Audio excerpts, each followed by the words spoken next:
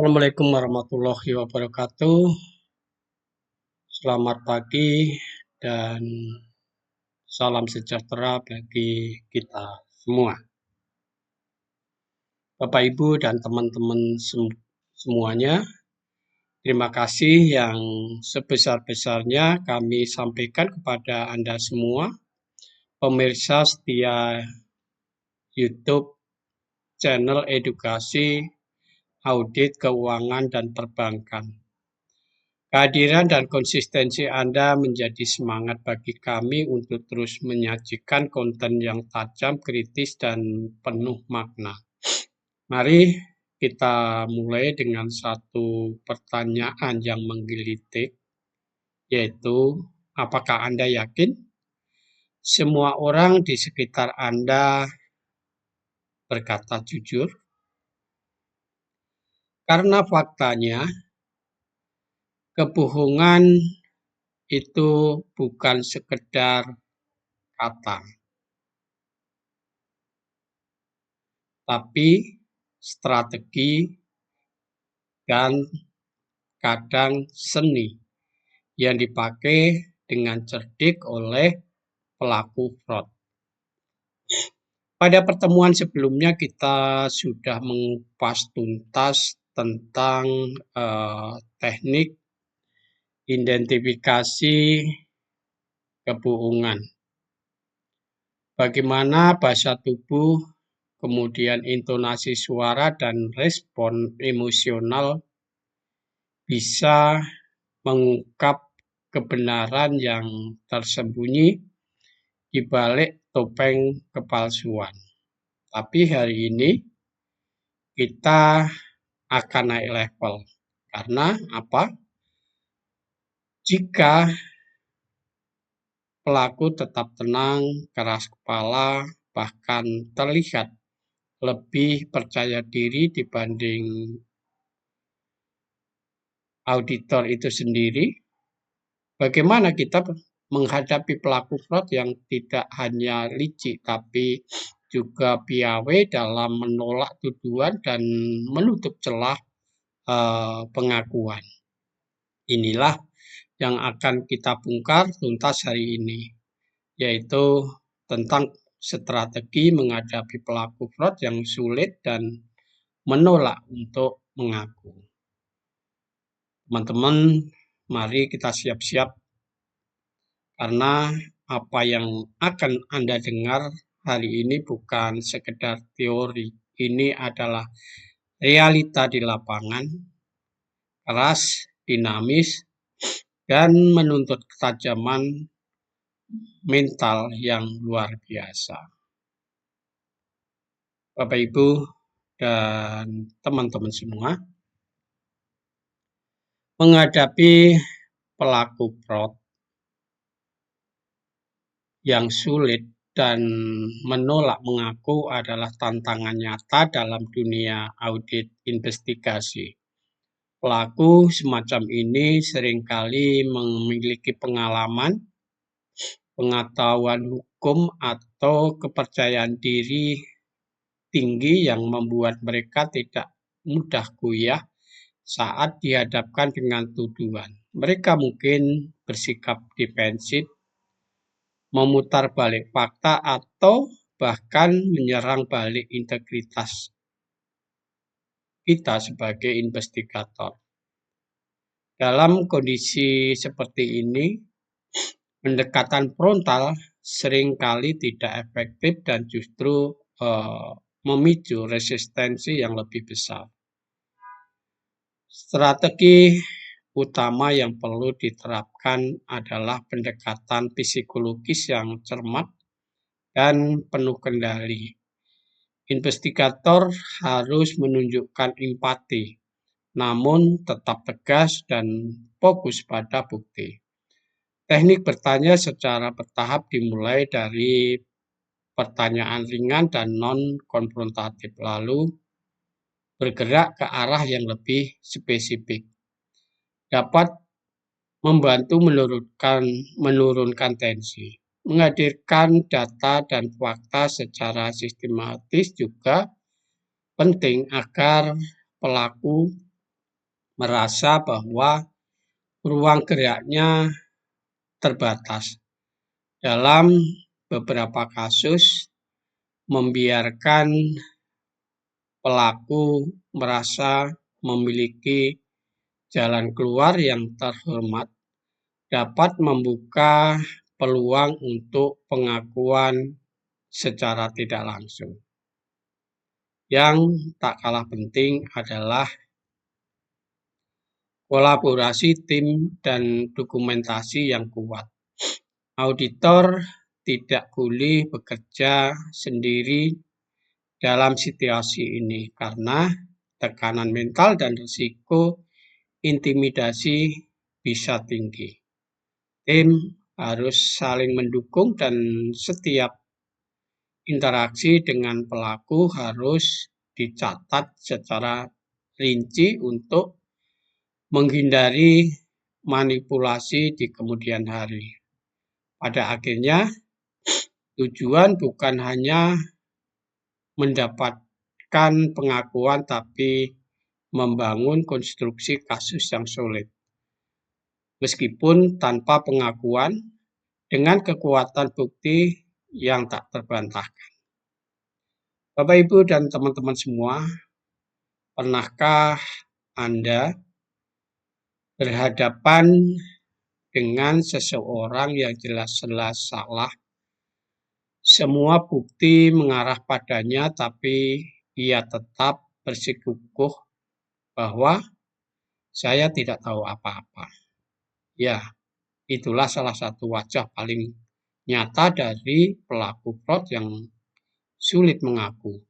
Mereka tidak sekedar berbohong, mereka membangun benteng psikologis yang kuat, menolak menyalahkan orang lain, bahkan berpura-pura sebagai korban. Dan hari ini kita tidak akan berbicara basa-basi. Kita akan membedah cara menembus benteng itu dengan cerdas, terukur, dan tetap profesional. Kita akan pelajari kenapa pelaku sering menolak mengaku, lalu masuk kedua strategi utama, yaitu teknik soft approach dan hard approach, atau pendekatan lunak dan pendekatan secara keras. Kapan harus memancing simpati dan kapan harus memberi tekanan yang menggetarkan. Lebih dari itu, kita juga akan bahas cara menangani pelaku yang melempar kesalahannya kepada orang lain, menghadapi sikap defensif dan penyangkalan, hingga bagaimana menginterogasi pelaku dengan gangguan psikologis tanpa melanggar etika.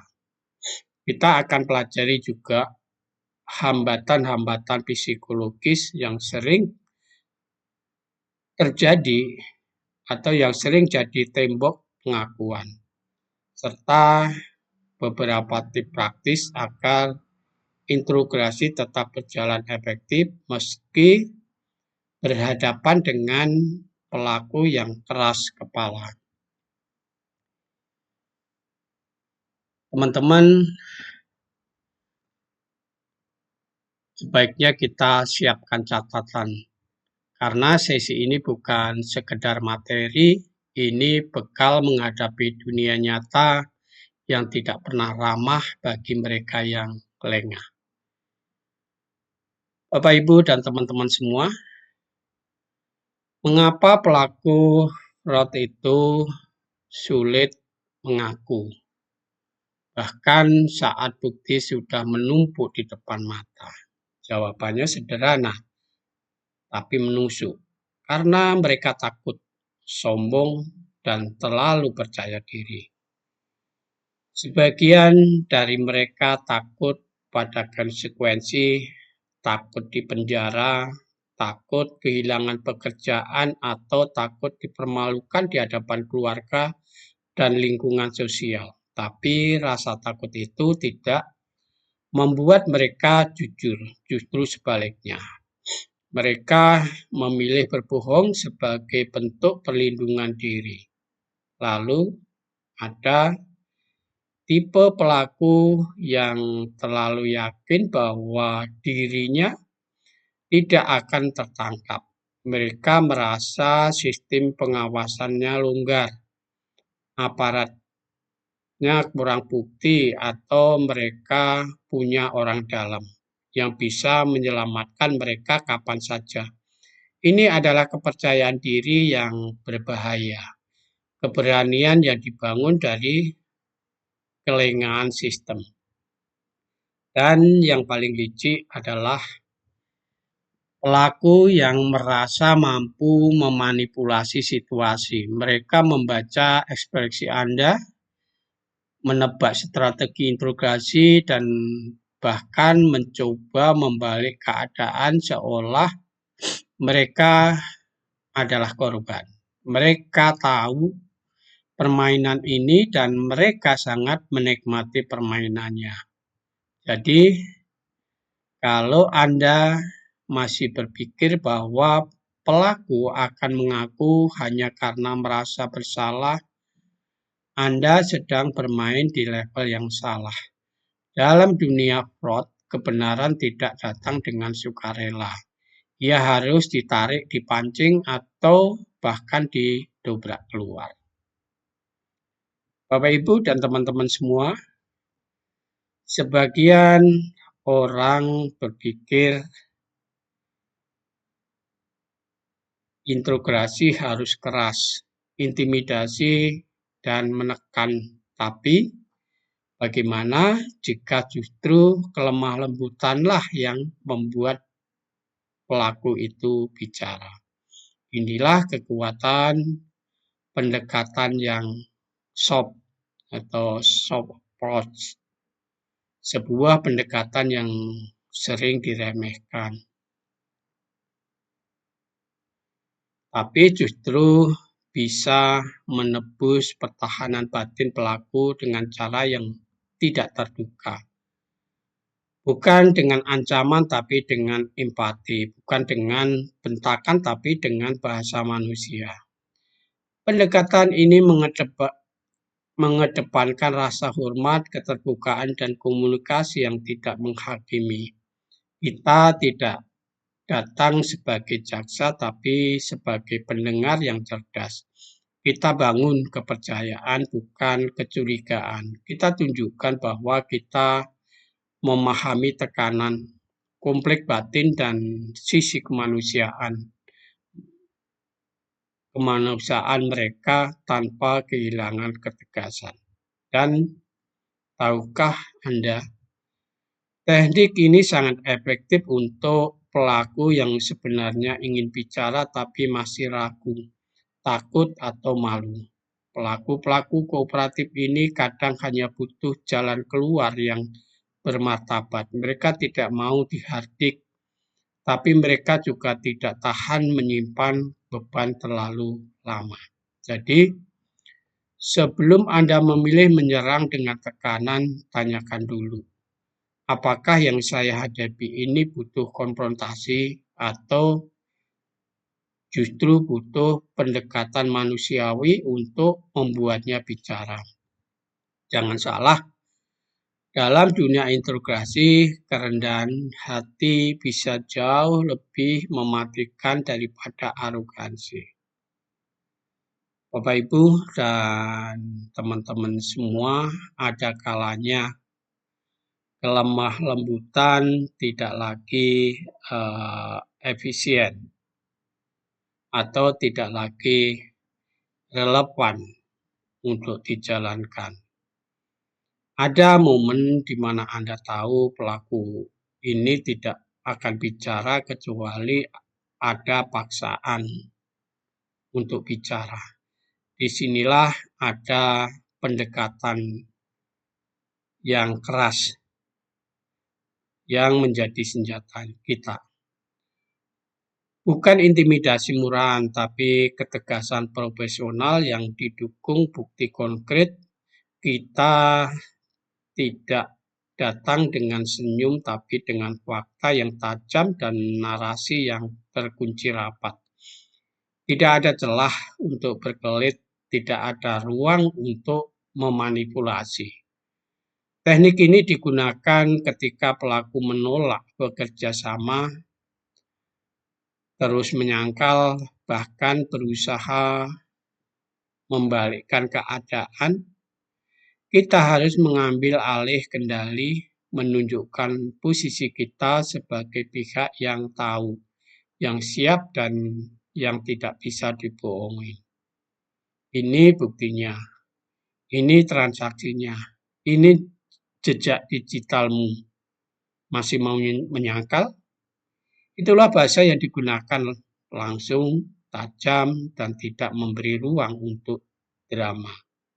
Tapi ingat, sekeras apapun pendekatannya, kita tetap berada dalam batas etika dan hukum. Kita tidak menjatuhkan martabat seseorang, tapi kita juga tidak membiarkan kebenaran dikaburkan oleh permainan psikologis.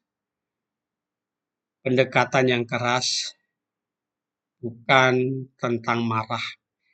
Ini tentang kekuatan kendali, ketegasan logika, dan keberanian untuk menghadapi pelaku yang tidak mau tunduk pada fakta. Jadi, siapkah Anda menjadi sosok yang dibutuhkan ketika kebenaran tidak lagi bisa diraih dengan kata-kata yang lembut? Bapak, Ibu, dan teman-teman semua,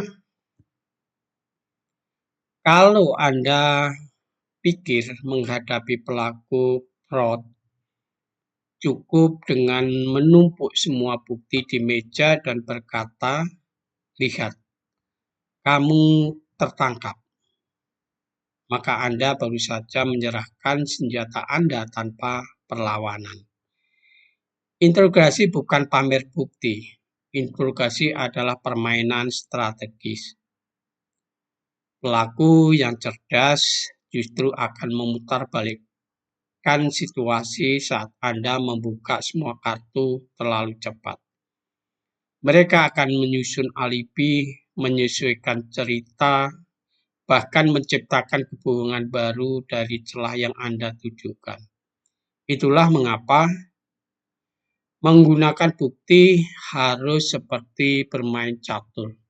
Satu langkah, satu jebakan. Sajikan bukti secara bertahap. Biarkan pelaku bicara, biarkan mereka terjebak dalam narasinya sendiri. Dan saat mereka mulai menunjukkan inkonsistensi, disitulah Anda sisipkan satu bukti, kemudian diam sejenak, biarkan efeknya bekerja. Tidak perlu buru-buru, karena semakin mereka terpojok oleh kebohongan mereka sendiri, semakin besar kemungkinan mereka menyerah. Bukti adalah senjata, bukan bahan tontonan. Gunakan untuk menggiring, bukan untuk menggebrak. Interogasi yang efektif bukan tentang siapa yang paling keras, tapi siapa yang paling sabar, paling tajam, dan paling tahu kapan harus menusuk dengan satu fakta yang tak terbantahkan. Bapak, Ibu, dan teman-teman semua, ada satu pola klasik yang sering muncul saat interogasi pelaku fraud, yaitu, "Itu bukan saya, itu dia yang suruh. Saya cuma ikut." Begitu ditekan sedikit, mereka tidak mengaku. Mereka menunjuk orang lain, atasan, bawahan, rekan kerja, bahkan sistem. Semuanya disalahkan kecuali dia sendiri. Inilah bentuk pembelaan paling licik. yaitu menyamar sebagai korban. Mereka berharap Anda terdistraksi, teralihkan, dan masuk ke dalam pusaran cerita yang mereka ciptakan. Dan kalau Anda tidak hati-hati, Anda justru terjebak memburu bayangan. Sementara pelaku yang sebenarnya malah lolos. Disinilah pentingnya klarifikasi tanggung jawab individu. Jangan biarkan narasi bergeser. Tugas Anda adalah menarik mereka kembali ke pokok persoalan. Tugas Anda apa? Siapa yang memproses transaksi ini? Siapa yang tanda tangan? Ajukan pertanyaan yang tajam, fokus, dan berbasis bukti. Jangan biarkan mereka menciptakan kabut alibi. Ingat teman-teman, pengalian adalah bentuk perlawanan halus. Mereka tidak menyerang, tapi mereka mencoba melarikan diri lewat kata-kata. Dan Anda sebagai investigator harus menjadi jangkar yang menahan mereka tetap di tempat. Karena kebenaran tidak ditemukan dalam cerita yang berputar-putar, tapi dalam tanggung jawab yang tidak bisa dipindahkan. Bapak, Ibu, dan teman-teman semua, saya tidak tahu, bukan saya, itu cuma salah paham. Itulah 3 kalimat favorit pelaku fraud saat pertama kali dihadapkan dengan tuduhan. Dan ketika Anda mendengarnya, satu hal harus langsung Anda sadari, Anda sedang berhadapan dengan tembok, bukan manusia. Sikap defensif dan penyangkalan bukan sekedar respon spontan, itu strategi. Strategi untuk menolak tekanan, menciptakan jarak emosional, dan mengulur waktu sambil berharap Anda menyerah. Dan jika Anda terpancing emosi, bersikap agresif, atau langsung mengkonfrontasi dengan keras, maka Anda baru saja memberi mereka alasan untuk menutup diri lebih dalam lagi. Jadi, apa yang harus Anda lakukan? Yaitu tetap tenang. Jangan kejar dengan emosi, kejar dengan logika. Tanyakan ulang, tapi dengan sudut pandang berbeda. Ulangi pertanyaannya, ubah urutannya, ubah konteksnya. Pelaku yang berbohong akan kelelahan menjaga konsistensi, dan disitulah kontradiksi akan muncul. Kontradiksi bukan sesuatu yang dicari, itu sesuatu yang diciptakan. Diciptakan dari pertanyaan cerdas, sabar, dan menggali celah dalam setiap penyangkalan. Jadi kalau Anda mendengar, saya tidak tahu apa-apa, jangan buru-buru frustasi. Tersenyumlah, karena permainan baru saja dimulai. Bapak, Ibu, dan teman-teman semua, ada satu jenis pelaku yang lebih berbahaya daripada pembohong biasa, yaitu manipulator. Mereka tidak hanya menyangkal, mereka mengontrol arah percakapan, memainkan emosi Anda, bahkan mencoba membuat Anda meragukan logika Anda sendiri. Mereka tersenyum saat dijerat bukti. Mereka membalik pertanyaan. Mereka berlagak sebagai korban, dan jika Anda tidak siap, Anda akan jadi target permainan mereka. Tapi ingat teman-teman, Permainan ini hanya bisa mereka menangkan jika Anda kehilangan kendali. Itulah kenapa dalam menghadapi manipulator, aturan pertama adalah tetap pada fakta. Jangan terbawa emosi. Tugas Anda bukan menenangkan debat. Tugas Anda adalah membongkar strategi mereka dengan pertanyaan kritis yang menusuk ego manipulatif mereka. Tanya ulang, gali inkonsistensi, dan catat setiap perubahan pernyataan sekecil apapun. Manipulator sangat bergantung pada kesan, bukan kebenaran. Jadi, saat Anda mulai meruntuhkan kepercayaan diri mereka dengan data, logika, dan pertanyaan yang presisi, topeng itu mulai retak. Dan satu hal yang tak boleh dilupakan adalah dokumentasi segalanya.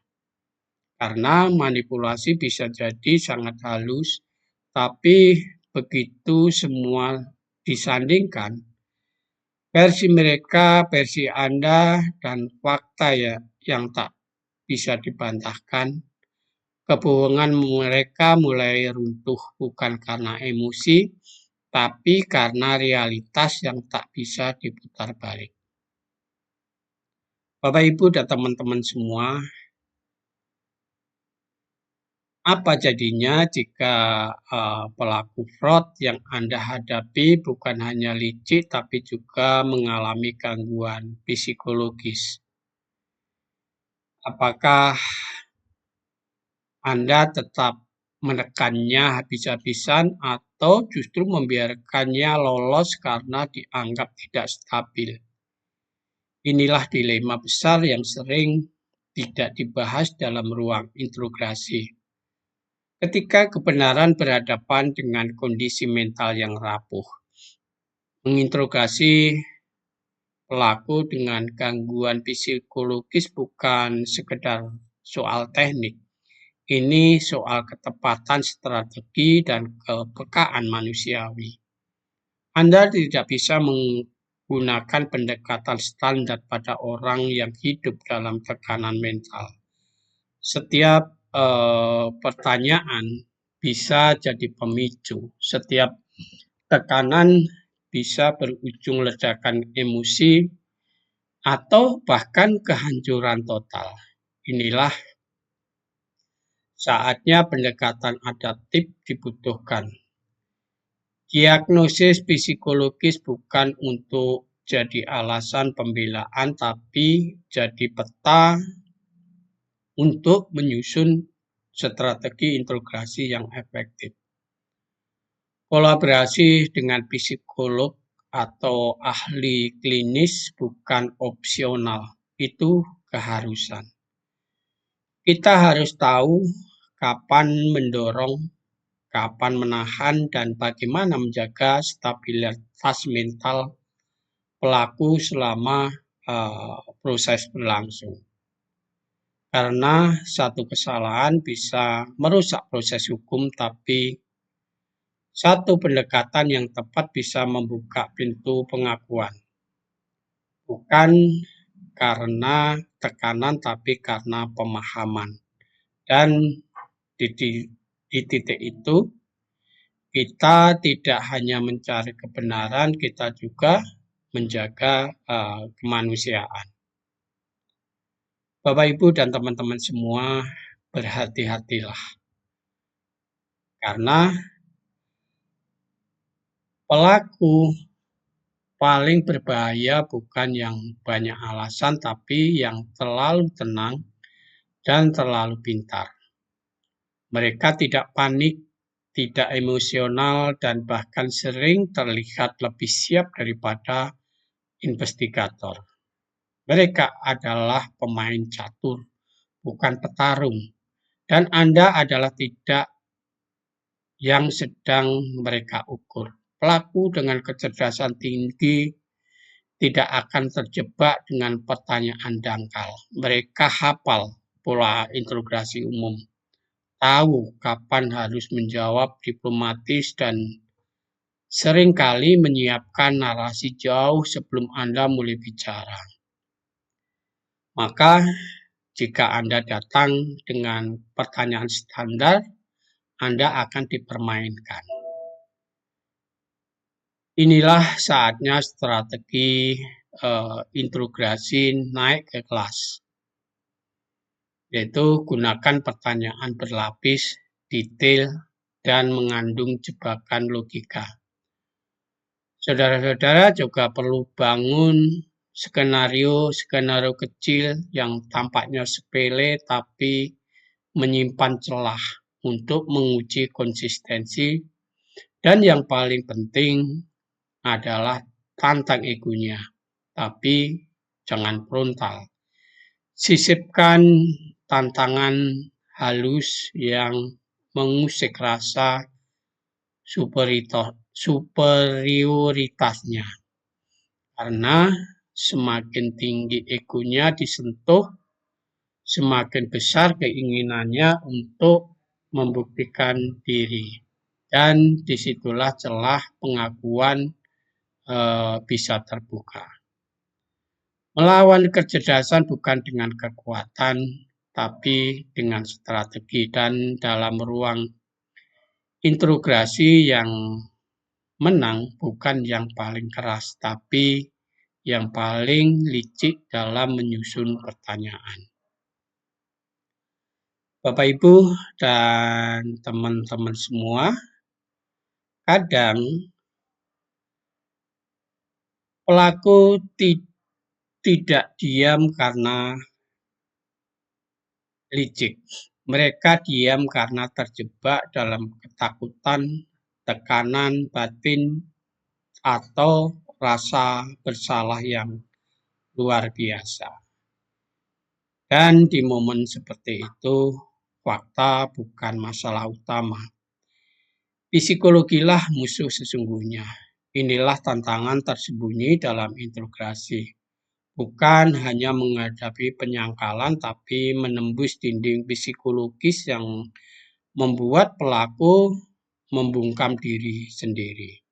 Mereka merasa terancam, malu, terpojok, atau bahkan tidak sanggup menghadapi kenyataan. Kalau Anda datang dengan tekanan frontal, yang Anda dapatkan bukan pengakuan tapi penolakan total. Maka langkah pertama adalah menciptakan rasa aman. Buat mereka merasa bahwa mereka tetap punya kendali atas diri mereka sendiri. Bangun hubungan yang baik secara perlahan, bukan memaksa. Bicaralah sebagai manusia kepada manusia, bukan sebagai penuduh kepada tersangka. Dan ketika ikatan itu mulai terbentuk, barulah Anda bisa menyisipkan tekanan emosional yang tidak konfrontatif. Sentuh perasaan mereka, bukan ego mereka. Buat mereka merasa bahwa berbicara adalah kelegaan, bukan jebakan. Ingat teman-teman, hambatan psikologis bukan dinding yang dihancurkan, tapi pintu yang harus diketuk dengan sabar sampai pelaku sendiri yang membukakannya. Dan disitulah letak kekuatan interrogator yang sejati. Bapak, Ibu, dan teman-teman semua, teori bisa diperdebatkan. Pendekatan bisa variasi, tapi satu hal yang tidak bisa dibantah adalah hasil. Dan hari ini kita tidak bicara konsep, kita bicara kasus nyata.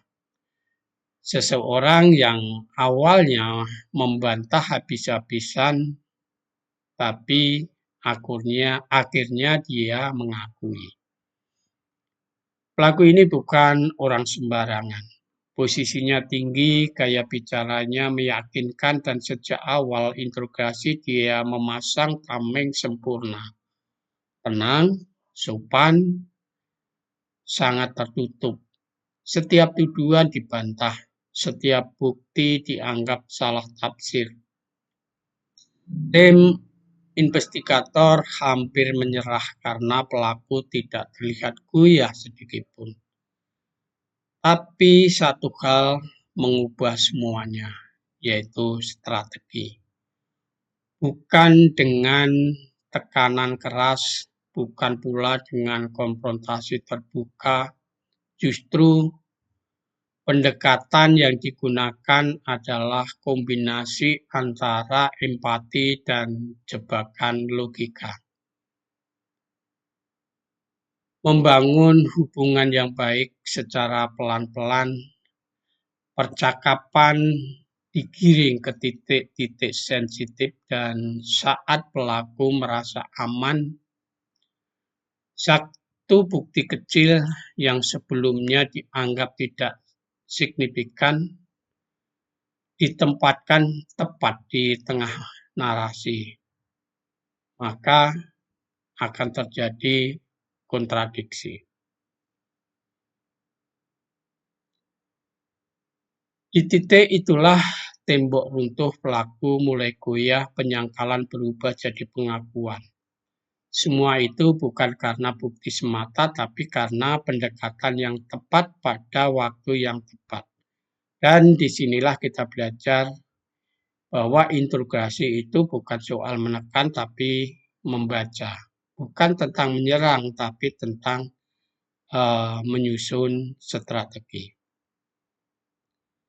Bapak, Ibu, dan teman-teman semua, menginterogasi pelaku fraud itu bukan sekedar tanya jawab.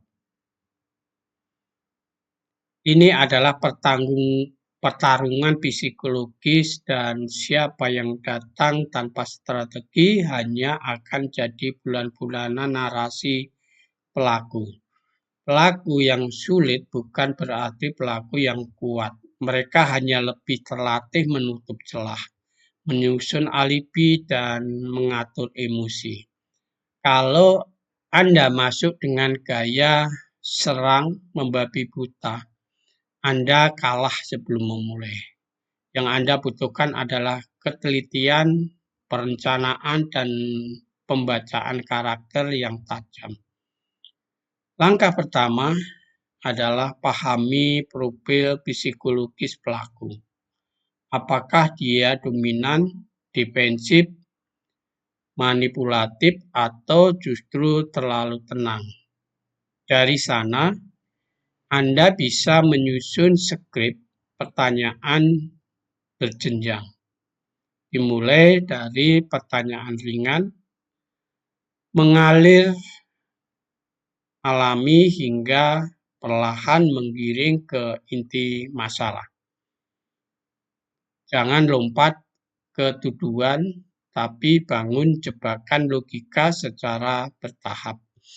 Dan satu hal yang tak boleh dilupakan adalah dokumentasi semua respon secara sistematis. Setiap kalimat, jeda, ekspresi, dan perubahan pernyataan bisa jadi amunisi di tahap selanjutnya. Ingat teman-teman, interogasi yang baik tidak mengandalkan improvisasi tapi akurasi. Dan untuk menghadapi pelaku yang keras kepala, Anda tidak butuh keberanian besar, Anda butuh persiapan yang lebih cerdas. Bapak, Ibu, dan teman-teman semua, setelah semua teknik, pendekatan, dan strategi yang kita bahas hari ini, satu kesimpulan penting harus Anda ingat, yaitu pelaku yang sulit bukanlah hambatan. Mereka hanya belum disentuh dengan pendekatan yang tepat. Tidak ada satu metode yang sakti, kunci keberhasilan integrasi terletak pada keseimbangan antara 3 hal. Bukti yang kuat, teknik yang tepat, dan pemahaman psikologis yang tajam.